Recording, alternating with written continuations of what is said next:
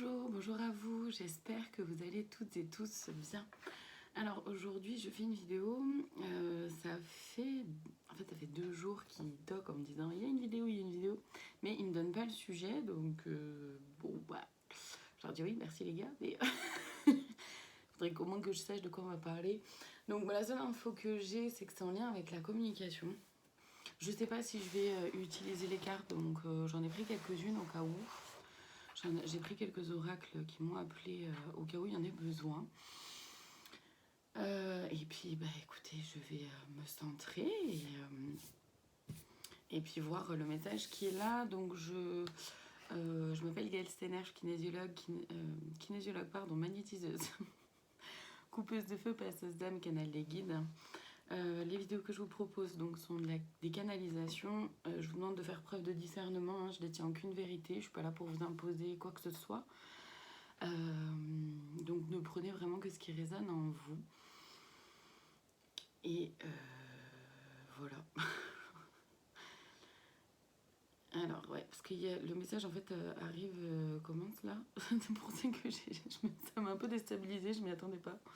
Enfin, je m'attendais pas à ce que ça vienne là de suite comme ça, sans... C'est un petit coup de respiration. Donc on nous demande effectivement d'être dans la communication, c'est-à-dire d'être déjà très authentique, très honnête avec soi-même. Et c'est pour ça que pendant de nombreuses vidéos, ils ont insisté sur le fait de revenir à l'intérieur, de ressentir ses besoins, de ressentir qu'est-ce qui est là en nous, est-ce que ça vibre, comment ça vibre, est-ce que ça me donne envie d'y aller, est-ce que je suis dans la joie, est-ce que je suis dans la peur, qu'est-ce qui me motive, qu'est-ce qui est là en moi, est-ce que c'est la peur, est-ce que c'est une volonté comment dire, ouais, vraiment de qu'est-ce qui me motive. Est-ce que c'est mon ego pour montrer que je peux aux autres ou montrer aux autres que je mérite. Est-ce que c'est un moteur, on va dire, vraiment positif, ou est-ce que j'aurais besoin, moi, déjà de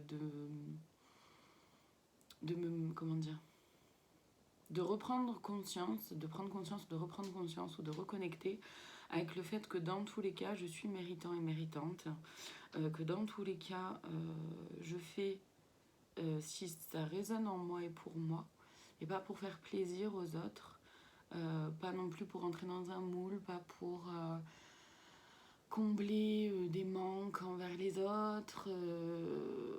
Voilà, on nous rappelle que c'est essentiel, que nous sommes la seule personne à savoir ce qu'il y a de bon pour soi et soi-même, d'accord.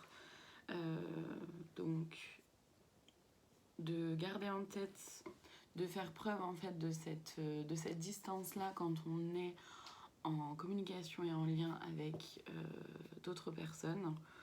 Même si on pense savoir ce qu'il y a de bon pour l'autre, on peut simplement mettre en questionnement et pas l'imposer.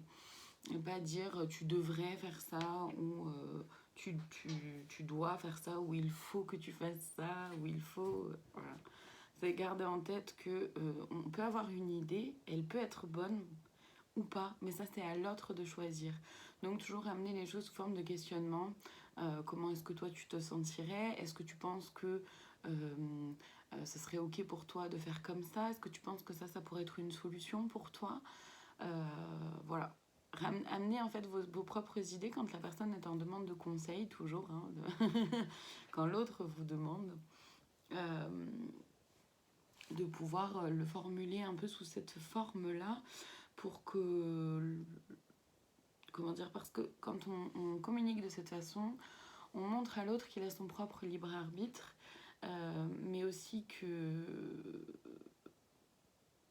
c'est à, comment dire, c'est à lui ou à elle d'être dans son choix, dans la responsabilité de son bien-être, dans la responsabilité de ses actes, de ses choix, en fonction de ce qu'il ou elle veut voir venir dans sa vie. Et c'est pareil pour soi, c'est-à-dire qu'on peut aussi se questionner là-dessus soi-même. Qu'est-ce que je veux voir arriver pour moi? Et c'est pour ça qu'on nous demande vraiment d'être honnête et authentique, déjà d'abord avec soi-même. Comment je me sens, de quoi j'ai envie, qu'est-ce qui me ferait plaisir de vivre dans ma vie, que ce soit professionnel, amical, amoureux, familial, peu importe le domaine en fait. Hein. Est-ce que l'idée que j'ai me va complètement ou est-ce que ça vient combler quelque chose? Voilà, c'est hyper important de revenir là-dedans, du coup d'être vraiment dans cette authenticité-là. Je vais boire un peu.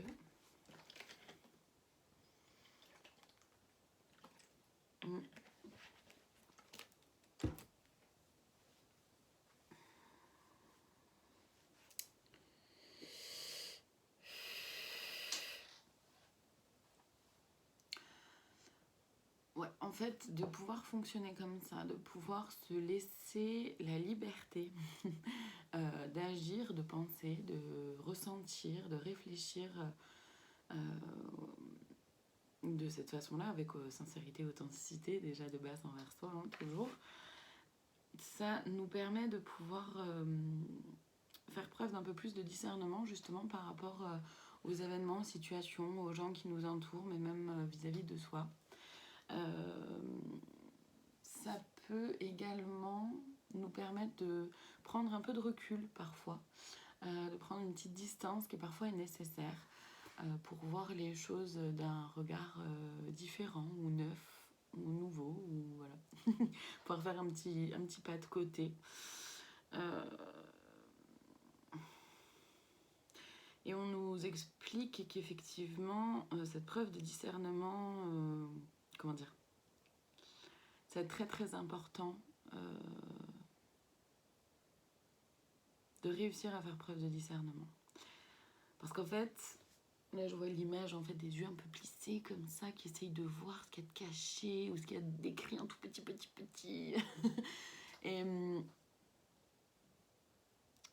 ouais, on nous dit de ne pas nous arrêter forcément à la première image. On nous demande de ne pas nous arrêter à ce qui est visible en gros, mais d'aller chercher un petit peu plus loin. De ne pas forcément prendre pour argent comptant non plus ce qu'on nous dit. Et donc ça là, cette dernière partie que je viens de dire, elle est autant dans des relations comment dire, avec des gens proches, la famille, les amis, au travail, etc. Mais aussi à plus large, à une échelle un peu plus large, plus grande au niveau sociétal, voire même mondial. Donc on nous demande vraiment de faire preuve de discernement et de ne pas prendre pour argent comptant tout ce qu'on nous montre, tout ce qu'on nous dit.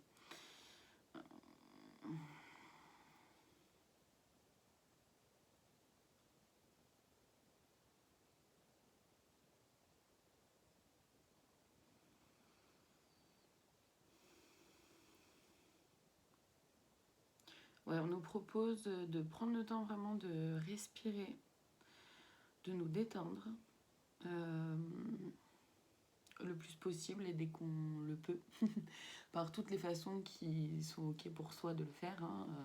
Il y a des milliards de façons de le faire et chacune est parfaite tant que c'est ok pour soi de fonctionner comme ça. Voilà, de garder un temps au quotidien pour souffler, pour voilà, se détendre, prendre du recul. Je vais aller voir dans les cartes parce que j'ai l'impression qu'il y a un truc qui...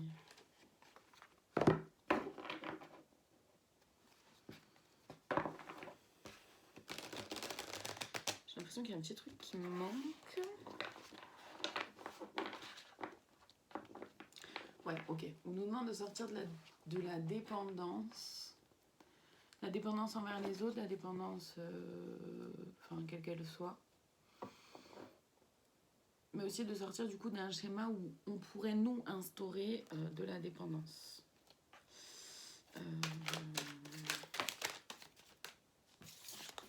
Donc, oui, j'utilise les cartes de façon complètement intuitive. Hein. Je ne suis ni tarologue, ni cartomancienne, ni voyante, je le précise. Et je le précise d'autant plus que là, j'utilise un tarot.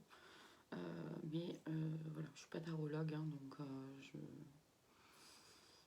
Voilà, je le précise, c'est toujours important pour moi de le préciser.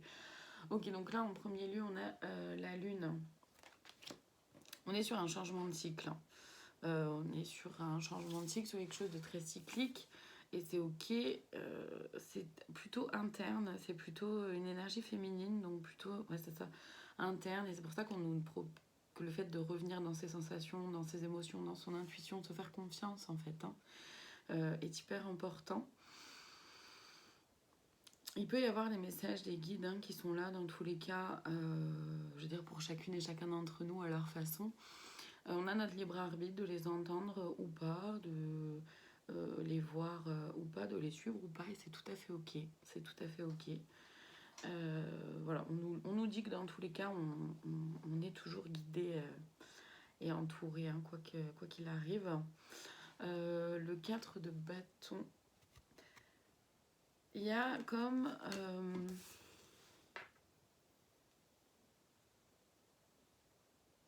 en fait, c'est ça, c'est se rapprocher de ses intuitions, de ses sensations pour aller vers ce qui nous procure de la joie. Vers ce qui nous procure de la joie, vers ce que... de pas se forcer, en fait. De pas se forcer, du coup, de sortir. Forcément, si on nous propose de ne pas nous forcer, c'est que forcément, on sort aussi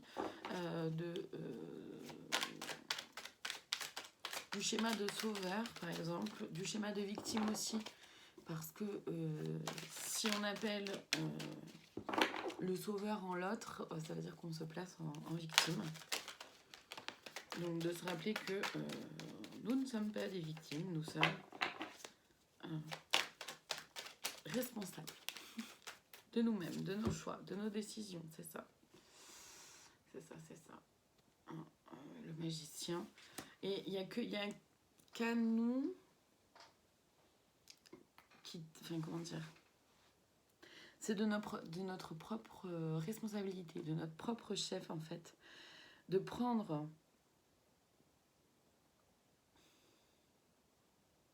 notre pouvoir et de sortir, en fait, des schémas de dépendance, de sortir des schémas de bourreau, victime, sauveur.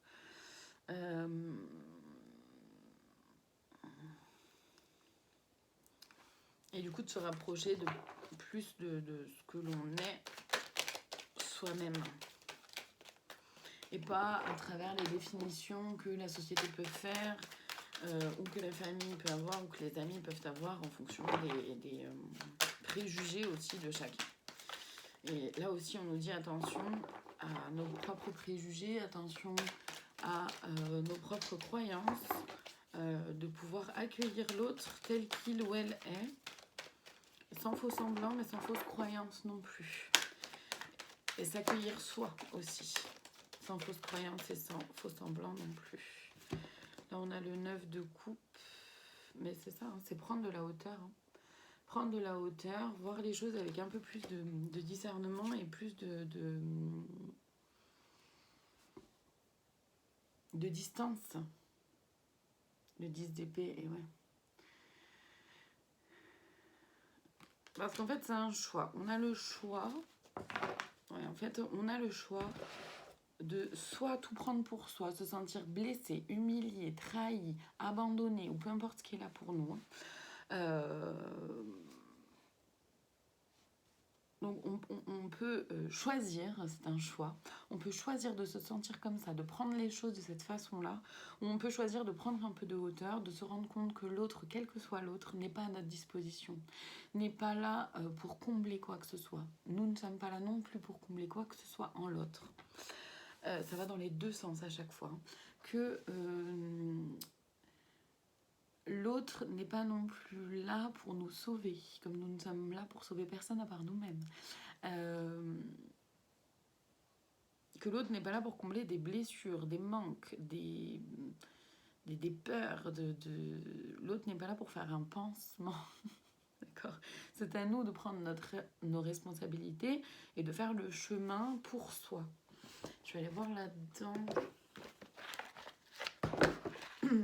ce qu'il nous conseille. Pour nous aider en fait à faire preuve de discernement, pour nous aider à souffler, pour nous aider à prendre du recul. Quel conseil est là, s'il vous plaît, pour nous.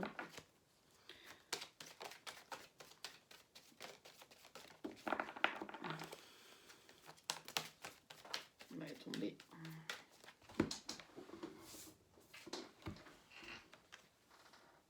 Célébrer votre beauté, bah ouais, c'est de revenir à l'intérieur de soi. Hein.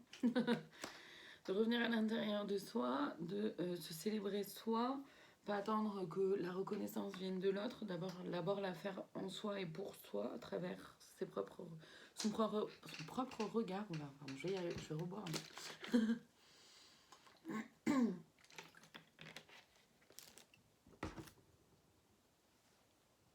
C'est se voir dans sa part d'ombre, sa part de lumière.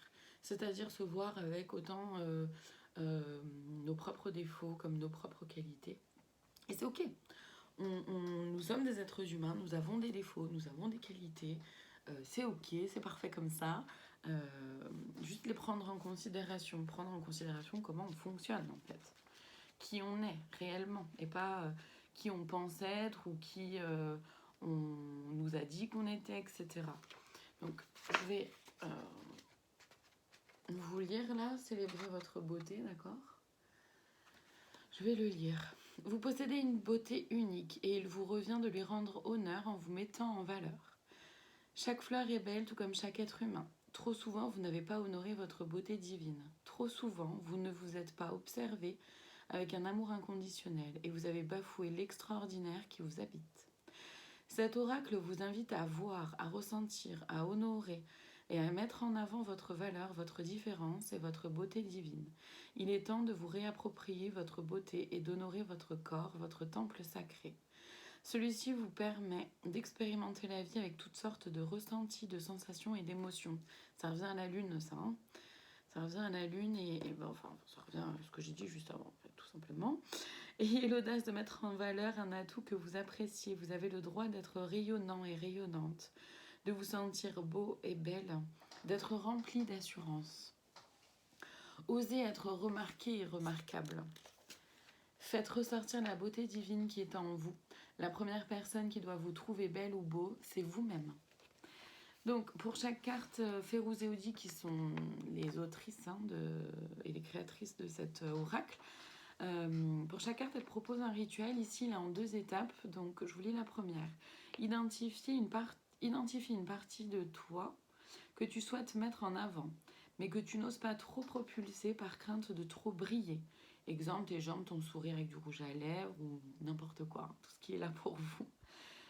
La deuxième étape, écoute une mélodie douce, ferme les yeux et danse au rythme de la musique en touchant chaque partie de ton corps et en lui disant merci. Merci mon corps de fonctionner, d'être là. Observe les sensations qui t'habitent lorsque tu reconnais ton corps. Donc on nous demande vraiment de retourner en soi, de retourner dans ses sensations. C'est clairement ça, hein, là on peut pas être plus clair. Est-ce qu'il y a autre chose du coup ?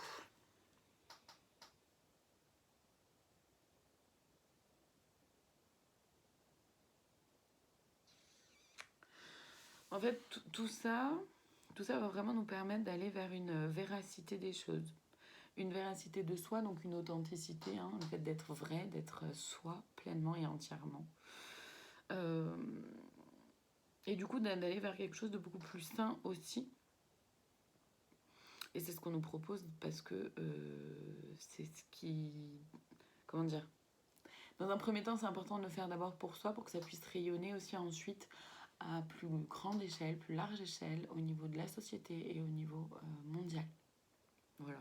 Donc si déjà on s'honore soi, on se respecte soi, on fait attention à nos sensations, on prend du recul, on comprend que l'autre et que soi aussi, soi-même, quand on parle,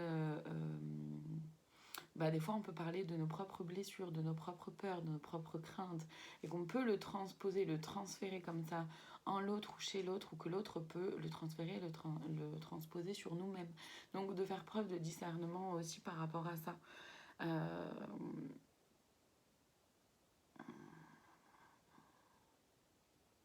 Voilà, pour éviter de nous sentir piqués, blessés, pour un peu tout et n'importe quoi entre guillemets, mais c'est-à-dire Ça nous évitera de nous sentir vraiment blessés. Ça nous permettra vraiment de prendre du recul, de la distance, et pour pouvoir vraiment voir, bah ok, ah tiens là ça vient heurter telle blessure en moi, tiens là ça réveille le sauveur ou la sauveuse qui est en moi. Tiens, cette personne-là, effectivement, me fait comprendre par son comportement, par sa façon d'être, etc. Ça vient réveiller quelque chose en moi. Ah bah tiens, ouais, je comprends qu'effectivement ma blessure d'abandon n'est pas encore complètement réglée. Vous voyez, c'est permettre en fait de prendre de la distance, prendre un peu de recul pour voir ce qui se joue là dans les relations, et pour pouvoir communiquer de façon beaucoup plus claire, beaucoup plus saine, avec beaucoup plus de respect de soi et des autres. Et ça nous permet de comprendre que l'autre n'est pas forcément toujours là pour nous attaquer ou en train de nous attaquer, mais c'est simplement ce qu'on vit là à l'intérieur parce qu'on a nos blessures qui se réactivent en fait. Voilà. Est-ce qu'il y a autre chose? Pour le moment, c'est ok. Pour aujourd'hui, c'est bon. Très bien. Mais écoutez, je vous remercie toutes et tous de votre présence et je vous dis à très bientôt pour d'autres vidéos.